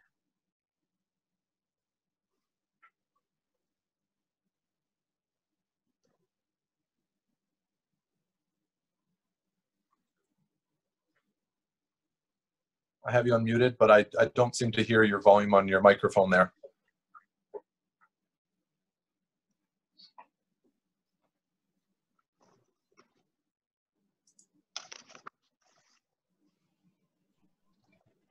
Okay. There we go. There we go, Mr. Greenwell. Yes, we can hear you.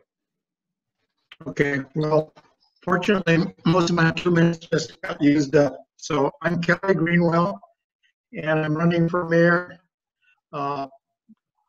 basically because I'm looking for alternatives to what we have had in the past, and not that there's anything necessarily, basically because our conditions are such right now that we need to different way of thinking about things and a different way of moving into the future. There are tremendous opportunities out there, and having lived here my whole life, I have seen a whole lot of changes, and I see a whole lot of opportunity based on those changes. And I'm concerned that maybe a lot of that is not being seen by members of my community. So I'm here basically to access those opportunities. So that will take care of my 2 minutes. All right, thank you, Mr. Greenwell.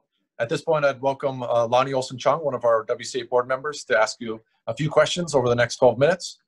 So Lonnie, the floor is yours. Mahalo. Aloha, Mr. Greenwell, and thank you for joining us this evening. Our goal is to give our audience an opportunity. I'm sorry? Can you hear me? I can hear you, but Mr. you're not moving. Okay. Now you're moving again. Okay, I need to speak slower maybe. Our goal this evening is to give our By audience members an of my community, so I'm here basically. Mr. Greenwell, may I ask you some questions that we've been presented with? The Please first do. one has to do with administrative goals. If elected, you will be tasked with appointing department heads, deputies, some staff and council, totaling about 60 or 65 people. How do you plan to make these selections, and what do you look for when selecting cabinet members? Okay, now you're moving again. Please do. I think I would look for people that have been in government prior, so that there is no real need to re-educate anybody. I think there are a lot of people who are staff right now that would remain in the administration if I were to be elected. My picture's gone here. I don't know if, are you reading me? I'm Yes, hearing Mr. you, Greenwell. yes. Yes, I stopped your video to preserve bandwidth so we can hear you more clearly. That's all. I'll put a picture up of yourself though. Don't worry.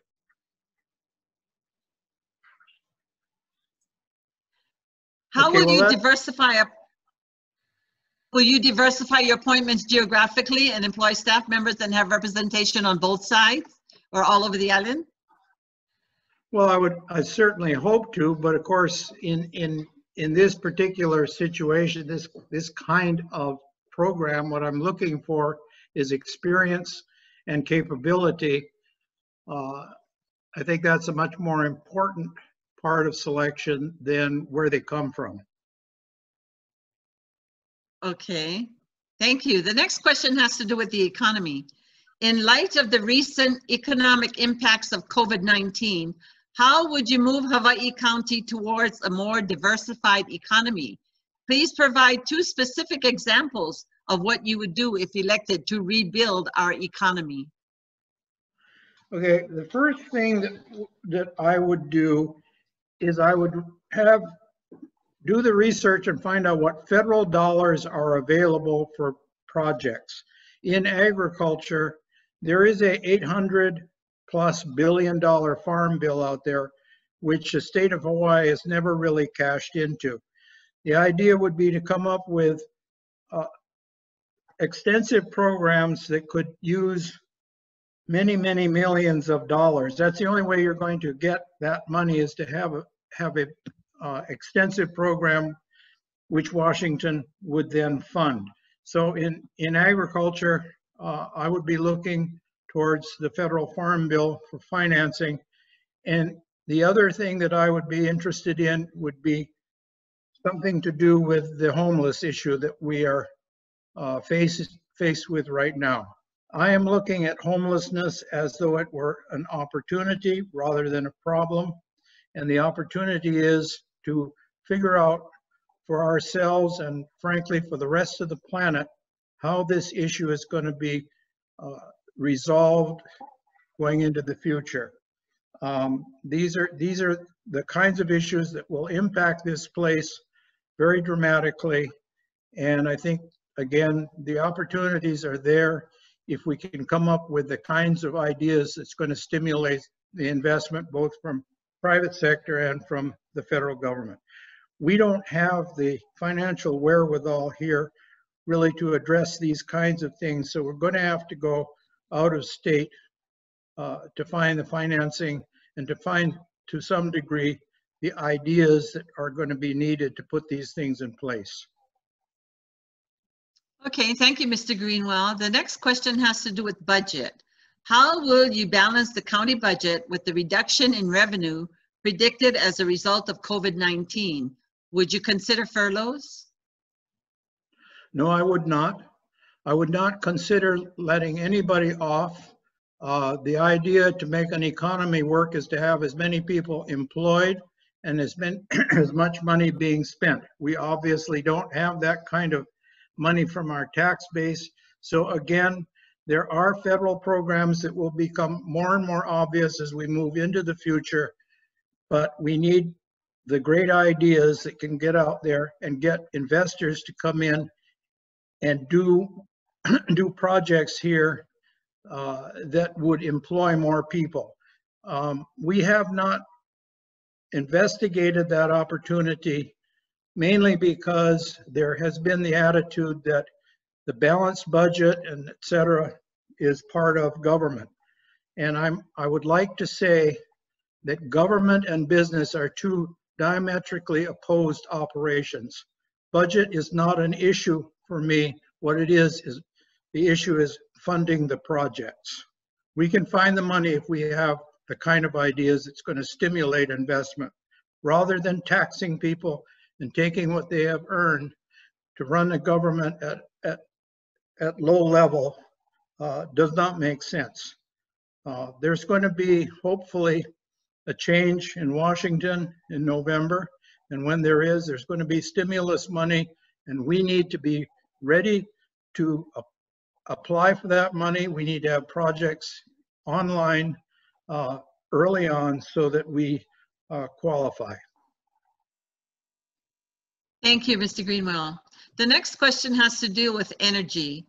How will you help Hawaii County become energy self-reliant and reduce our dependence on fossil fuel? Well, the biggest energy source that we have here is sunshine.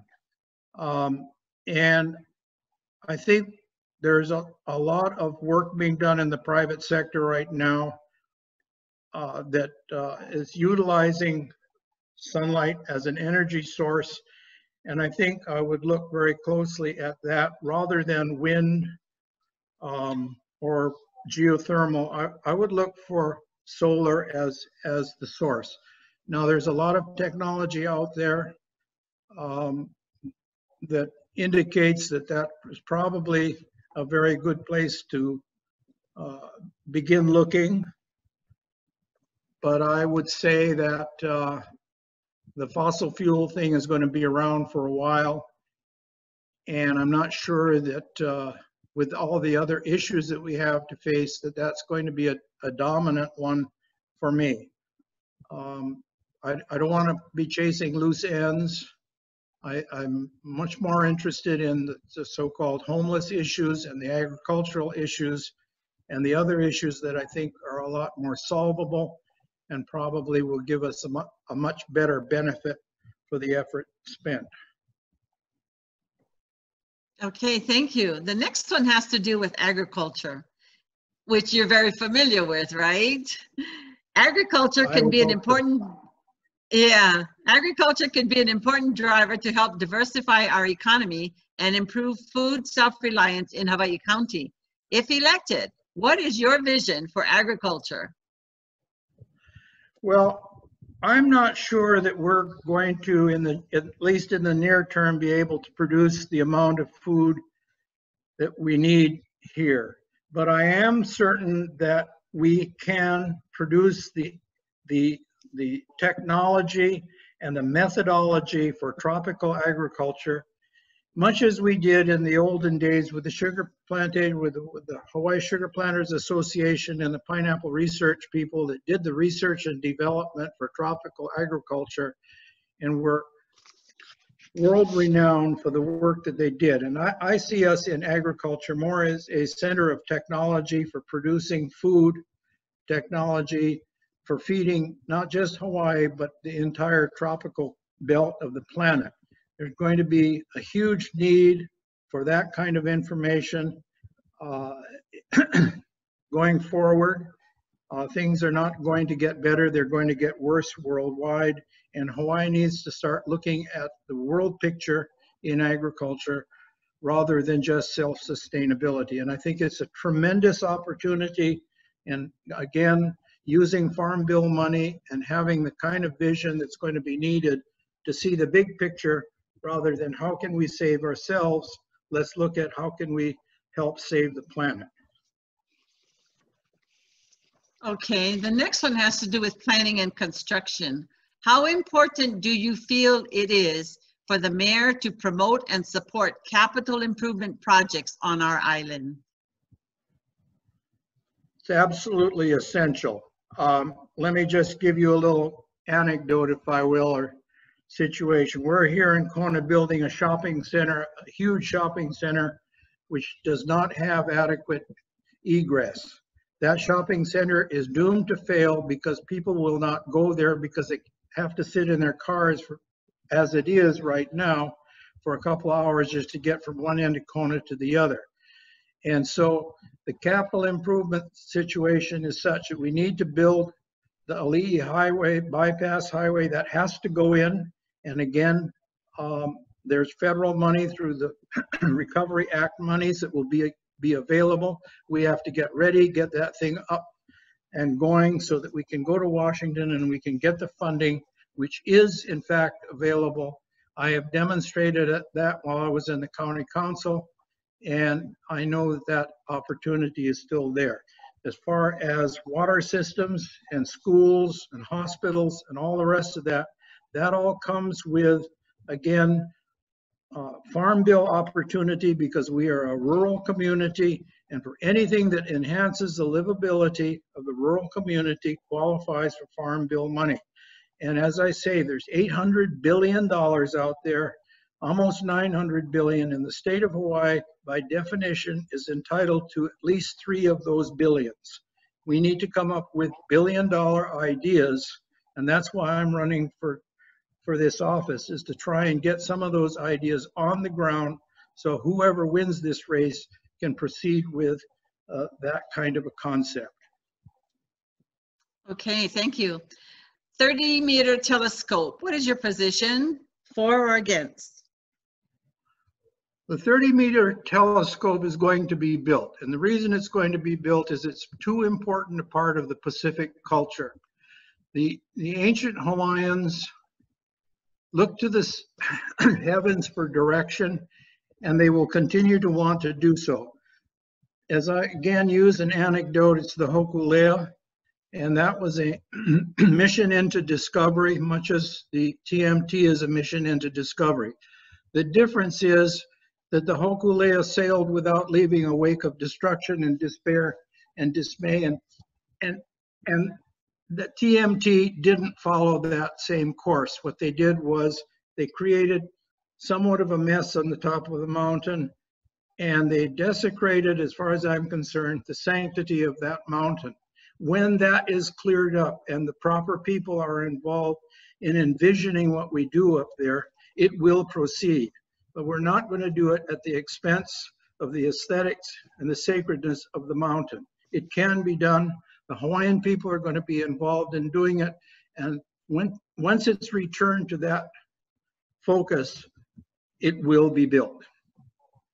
Okay, thank you, Mr. Greenwell. And we have time for just one more question, please. Can you please share with us your proudest accomplishment in your career?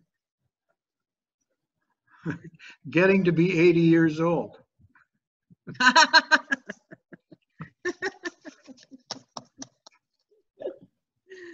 Anything else you want to share?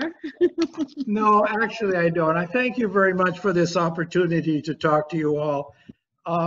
As you can probably guess from my answers, I'm really looking at the opportunity to get some fresh thinking into. And yes, being 80 years old is not just being an old man, but it's having been here for a long, long time and having seen the changes that breed the opportunity that I know is out there. And I'm hoping we can harvest, if not all of it, at least most of it. So thank you very much. Thank you, sir. Thank you, Mr. Greenwell. Aloha, Kelly. Appreciate your time and being here with us online. All the best to you. Aloha. Okay, thank you. And at this point, we're going to transition back to Ms. Sandy Ma with Executive Director of Common Cause Hawaii for one last update about our vote by mail system and voting process in 2020. Thank you, Sandy, for being with us. Thank you. So let's talk about vote by mail again. We are voting all by mail in 2020. That means the ballot package will be mailed to you. So please make sure that your registration is correct, your address is correct. If you've moved at all recently, or you are thinking about voting in the 2020 elections, please double check your voter registration address. Please register to vote immediately. July 9th is the deadline to register to vote to receive the ballot package, to have it mailed to you for the August 8th primary election. So please register. If you're already registered to vote, you do not need to re-register to vote. I've been a registered voter for a very long time. I do not need to register to vote. The reason to double check your ballot package is because we're all voting by mail and we need to make sure that our information is correct and that the materials are being sent to us. We should have received 3 different placards or postcards that have been sent to us by the state and by the counties. Our most recent material is a signature capture card to update our signature on file with the county, so that when we send our ballots back, it's matched against the signature that the county has on file for us, because our signatures change over time. If you did not receive the yellow signature capture card, please contact the county clerk's office to get another one and update your address online at olvr.hawaii.gov, because there's something that could be wrong with your address and we want to make sure you get your ballot package. Another thing is, if you've missed the registration deadline or your ballot doesn't get delivered to you for some reason, you can still vote in person at a voter service center. There are 2 on the Big Island, one in Kailua Kona and one in Hilo. If you did get your ballot and you've held on to it, then you will have to turn your ballots in person, because the ballots have to be received by 7 p.m. on election day. So please, when you get your ballots, please vote right away and turn it in as soon as you can. No later than 3, we have suggested that you mail your ballots back no later than 3 days before election day. We suggest you mail it back earlier than that, just in case something happens to the mail, it gets held up. But if you hold on to your ballots and you want to make sure it gets received on time, you could turn it in at a voter service center or any of these 7 drop boxes located around the islands, and you could see that information is highlighted in red down at the bottom of the screen to find out where the drop boxes are. And these drop boxes are huge, like USPS mailbox size drop boxes. So thank you so much. I think my time is up, James. If you have any other questions on the vote by mail process, please let me know. And please also know that each individual ballot has a unique barcode on it. So everyone will only get 1 ballot once. And that should be it. Thank you so much, Sandy. We really appreciate you being on the call with us these past 2 nights and really informing the community about all the important information that we need to know in voting for 2020. So thank you again. I really appreciate your time. No, have a great night. Excellent forum. Happy to be a part of it. Thank you, Sandy. Aloha. At this point, we're happy to welcome our last candidate for the evening here. She should be unmuted now, is Lahi Vashur. Ms. Vashur, thank you for joining us this evening. You now have 2 minutes to give yourself a self-introduction. So please begin. Aloha, my name is Cynthia Lahi Marlin Vashur. I'm running for mayor of Moku o Ke Ave. I am a U.S. citizen. I'm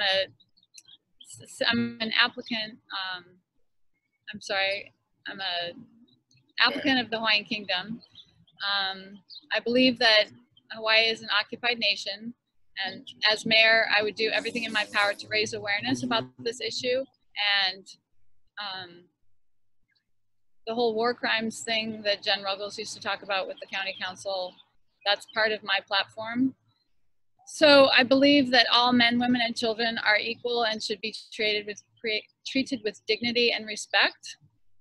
I'm here to help the people. I'm here to be a voice for the people, to be a guiding light for the people. I believe in integrity. I want corruption out of the county government. I want transparency. I think we should have, my number one platform plank is environmental stability, which includes sustainability. I believe we need to get up to Mauna Kea, clean the water system from the top down so that we can make sure our rivers and oceans are clean at the bottom. I'm going to try to arrange some work parties to go up there so that people can volunteer and help clean out the Hawaii system, the Kahawais and the Kahakais. I also believe we should have free water for the people. There's a spigot in Anavali, which is Punavai. It's actually spring water. I've heard that there's no chlorine in it. I'd like to have county water be untreated, spring-fed water, at least from Puna, which is the spring. Let's see what else. Military vet. I am a military veteran. I was in the United States Navy from 90 to 94. I served in Operation Desert Shield. I graduated from Northwestern University in 1990. I have a bachelor's in philosophy and a master's in psychology. Thank you, Ms. Boucher. Appreciate that. Next, we'd like to move over to Ms. Lonnie Olson-Chong, one of our WCA board members, to ask you a couple of questions for the next 12 minutes. Lonnie, the floor is yours. Aloha, Ms. Fisher. Welcome, and thank you for your service in the Navy. Thank you for joining us this evening, and our goal is to give our audience an opportunity to get to know you better, to understand what your goals and objectives are, so that they can make an informed decision when they vote in the primary election on August 8th. We have allotted 12 minutes for this question and answer period. Take as much or as little time to answer each question. At the end of 12 minutes, we will conclude and get ready for the next candidate. Well, get ready to end the meeting, actually. The first question has to do with administrative goals. If elected, you will be tasked with appointing department heads, deputies, some staff and council, totaling about 60 to 65 people. How do you plan to make these selections, and what do you look for when selecting cabinet members? Well, the most important thing is integrity, honesty, commitment to the service that they're providing. I'd like people to be in the jobs that have passion for the job, not just for a paycheck. I would be speaking to the current office holders and to the staffs to make sure that their concerns are addressed.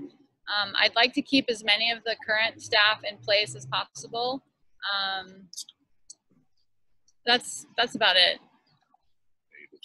Okay, will you commit to having department heads either stationed or spend time in West Hawaii each week? No. So a former member did that. He had his people committed to both sides of the island. So West Hawaii was, taken care of, as well as East Hawaii. Oh, so that was a question. Both sides, yes. Okay. I thought you said were they all in the Yeah, no. The next question has to do with the economy. In light of the recent economic impacts of COVID-19, how would you move Hawaii County towards a more diversified economy? Please provide 2 specific examples of what you would do if elected to rebuild our economy. Well, number one, tourism should not be the #1 industry on the Big Island. We need to have sustainability. We need to have farmers. We need to have people working the land, taking care of the land. Aloha aina, malama aina. Free trade commerce. Sorry, my campaign manager is standing by to help me as needed. This is Mickey. Uncle Mickey. So yeah, I think that if we had a economy that's based more farmers markets, more CSAs, there has been so much happening with the COVID, with people doing online ordering. There's so many innovative things that have come from this. I think it's a blessing in disguise, and I think we can take this ball and run with it. Thank you. Thank you. Next, it has to do with the budget. How will you balance the county budget with the reduction in revenue predicted as a result of COVID-19?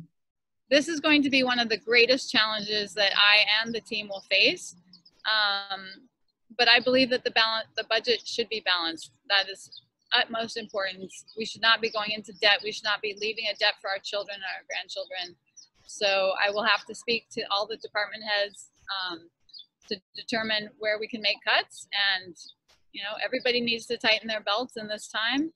I'm in favor of getting rid of property taxes, so I'd like to look at other possible revenue sources.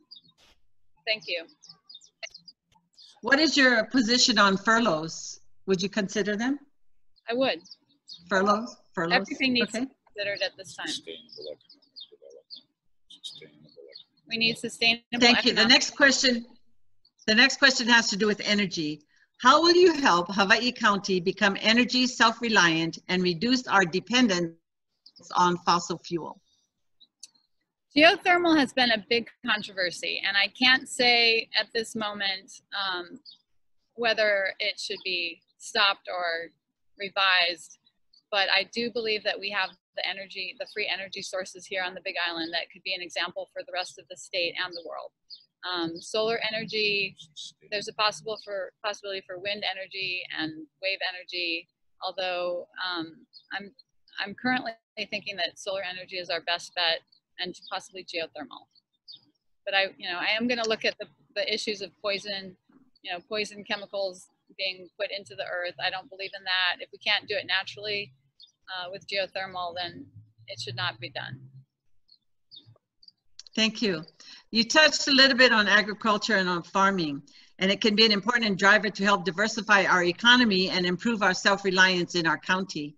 If elected, what is your vision for agriculture? And please share a specific strategy. I've kind of talked about it. I think we need to start with the children. I was a substitute teacher for about 8 years in the Department of Education, and there were a couple schools, Kea'au Middle School, high school had a good farming program where they would teach the children to garden. I think all elementary schools should have gardens. I think we should, I met a young woman last night. She was 12 years old. She's working as an assistant at the Kohi Farmer Community Marketplace. It's a little mom and pop's agriculture store on the corner of Hailey and Kapi'olani by the Nicknackery. And she was telling me that she loves the job because she's working there 7 days a week because it's summertime and she doesn't have school. And she is so passionate about the Aina. It's just incredible how if we can inspire the children at a young age, I think that's the key right there. Along with what I said earlier. Thank you. Thank you. What is your position on homelessness, houselessness, and affordable housing, and what solutions do you foresee? I think it's a grave travesty that we have so many homeless people, especially the Native Hawaiians who are being run out. We need to have, I think drugs is the #1 problem with homelessness. We need to have free drug rehabilitation programs. I don't believe in police force coming in and moving the camps without providing some kind of solution. But we do have a problem, and that is something I will address. And alcohol. Okay, thank you. Alcohol is another big problem. Thank you. The next one has to do with planning and construction. How important do you feel it is for a mayor to promote and support capital improvement projects on our island? The CIPs are how we get our roads built, how we get our new roundabouts built. In Puna, we have a lot of great work being done. So I am in favor of capital improvement projects. I don't believe in trying to get, as much money as possible from the state and the federal government without needing it. If there's a real need and if we can do it with a balanced budget, yeah, that's a huge part of our budget right there, to have capital improvement money. Along that same line, how would you improve the current system to obtain permits for building and construction? How would I improve the current system of obtaining permits? The process. I think there's a lot of red tape that can be eliminated. I think, having to wait, 2 to 4 months for a building permit is ridiculous. So I will look at that and do my best to improve the situation. And okay, I believe that we should be more sustainable and be able to use building products like bamboo, and some of our building codes do not allow for that. So I'd like to overhaul the building code system. Thank you. Okay, thank you. The 30-meter telescope, what is your position on this, please? Yes or no? Absolutely not. Ole DMT. The mountain has been designated enough. Okay. Next one has to do with emergency response. Hawaii County is susceptible to many environmental disasters, not limited to hurricanes, tsunamis, earthquakes, and volcanic activity. We now face the challenge of COVID-19. If elected, how would you address emergency preparedness and disaster resilience throughout our communities? Oh boy. You know, my opinions about the whole COVID thing, you know, I don't see our island as having COVID. You know, I agree. I see that there are a few select cases here and there. And usually it's pockets, like I think right now there's one family or one housing unit that has COVID. So I think the way that people are handling it is great. You know, social distancing, wearing masks is important. But when we're outside, there is no need for masks. You know, as long as you're keeping your distancing and just being conscious. I mean, in all honesty, I think that this COVID thing is a way to eliminate the people who are not conscious enough. And if you're at a high vibration, you're immune. Okay, thank you. Next one has to do with invasive species. Invasive species have severely impacted our island. Impacts of dengue, rat lungworm, rapid ohia death, and pests like little fire ants, coqui frogs, two-line spitterbug, coffee berry borer, and very significant. What solutions do you have and why? Oh boy, it's so hard to control invasive species. You know, I think one of the things we need to do is, again, start at the top of the mountain and work our way down to try to eradicate some of the noxious invasive species that have taken over. You know, restore the Kamani forest, restore the koa and the sandalwood. Start there and do our best. You know, definitely have harbor control for things that are coming over from outer islands or the mainland or other countries. You know, check to make sure there are no ko'kis on board or fire ants in the soil. I mean, it's a tremendous job, and I think it's extremely important. Thank you. The next one has to do with solid waste and recycling. Recycling has almost come to a standstill in Hawaii County. What do you plan to do about recycling and extending the life of our sole landfill at Pu'uanahulu? Well, I live by example. I generate about the old plastic bag, the old shopping plastic bag. I actually go to the mainland and I bring back plastic bags to use as my garbage bag. So I have about one of those every 2 weeks, and the rest I recycle. We can recycle Puna plastics right now. Puna Precious Plastic, it's available. You can find it on Facebook. It's a group with over 1,000 members. There's an innovator who is determined to save plastics to create building materials by shredding. We're recycling numbers 1, 2, 4, 5, and 6 right now, which is actually better than what the county was doing before when we were shipping it to China. So there are ways to have the recycling that we need. Okay, thank you. We're just about at the end of our time, so one last question, please. Please share with us your most proudest accomplishment in your career. Well, I was a documentary producer for about 15 years. I'm still kind of in the field.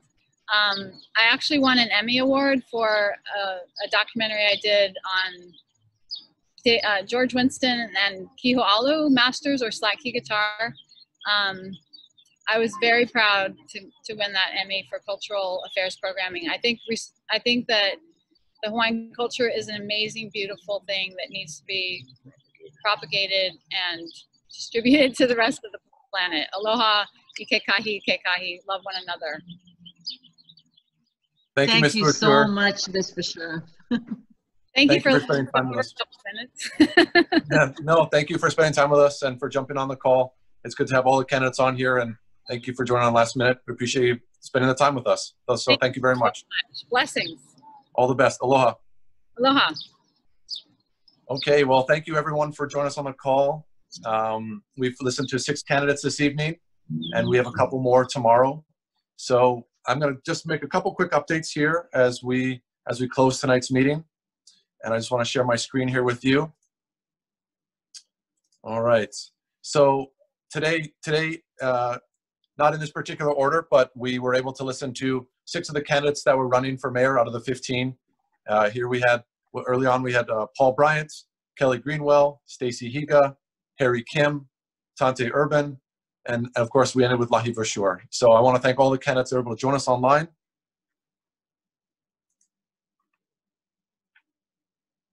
And here's just their little headshots of them here. So thank you very much.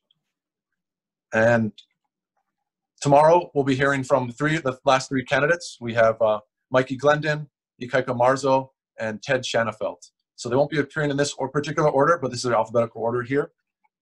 And so these gentlemen will be joining us tomorrow evening, starting around 5 o'clock. Now, we're going to move the same format as tomorrow. We have our 2-minute self-introduction and our 12-minute question and answer session. We'll be joined by 2 other board members tomorrow. And I'll mention that in a second. But we're also looking at our upcoming virtual forums as well. We wanted to identify a couple days later in June to talk to our county council candidates. So on Tuesday, June 23rd, we'll be hearing from the District 9 candidates, and we're also pairing them with the Hawaii County prosecutors that evening. And the next day, we'll be listening to and hearing from the County Council District 1 candidates. So these are the candidates that we will see on Tuesday. For County Council District 9, we'll have Philip Ipiaiona, Renee Kane, and our current council member, Tim Richards. And for County Prosecutor, we've invited Jared Auna, Christopher Bridges, and Keldon Walcham. And then on Wednesday, we'll be hopefully hearing from these 7 candidates from District 1, Elroy Wan, Heather Kimball, Jarek Medeiros Garcia, Jacqueline Moore, Bethany Morrison, Monique Pereira, and Dominic Ugang. All of these candidates, like our mayoral candidates, have been invited to listen into these forums and join and participate. And we hope that they all can join us. So if you are part of their campaign in any way, make sure, and you want them to participate and share their message out with the community, make sure that you tell them to connect with us. We have done the reach out to them. So make sure that you want to share their message on here and work with them in getting the word out. So once again, I want to thank all our candidates that were on the call this evening from the shown screen here. And I want to thank everyone for joining us on the call as well. It was great to be with everyone on the line here. And I'd also like to mahalo to Riley Smith, Lonnie Olson-Chong for joining us and asking these questions, these hard questions of the candidates, and spending the time here to ask those hard questions. So it's very much appreciated. And I also want to thank everyone for joining us on the live stream. This is a very important year in elections. We have a number of candidates vying for this, and the primary election is going to be a big determination of who moves on. So the primary election on August 8th is an important day. So as we talked about with Sandy Ma earlier this evening, please follow those instructions about filling out your ballots. You're going to receive your mail-in ballots and also send back your signature cards. Tomorrow we'll be joined by Pat Nakamoto with the Office of Elections, the County Office of Elections, to tell more about this and explain more about this process as well. And we're grateful that Sandy Ma was able to join us for 2 great nights. So thank you, Sandy. So thanks everyone for joining on the call. Like I said, we will see you tomorrow for our day 3 for Waimea Community Association virtual meeting with our mayoral candidates. On behalf of the Waimea Community Association Board, I wish you good health, be well, aloha. Aloha.